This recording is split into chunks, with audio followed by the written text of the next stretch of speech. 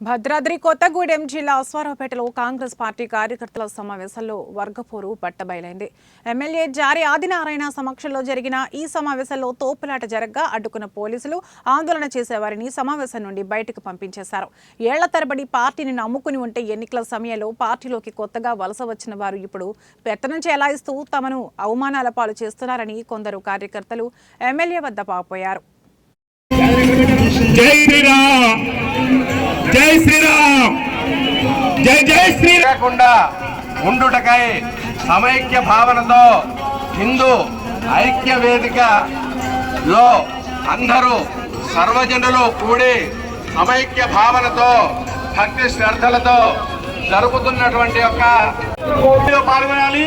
షాపుల ముందు ఇంటి ముందు కూర్చోవడం కాదండి. దయచేసి అందరూ హిందువులు మరి కనీసం ఒక 10 అడుగులైన మాతో పాటు వేసి ఈ యొక్క 10 కోట్ల మంది హిందువులందరూ కూడా మనందరికీ కూడా హిందూ మనోభావాలు దెబ్బతినే విధంగా ఈ యొక్క అతి పవిత్రమైనటువంటి ఎందువల్ల మన ధర్మం ఏం చెప్తుంది?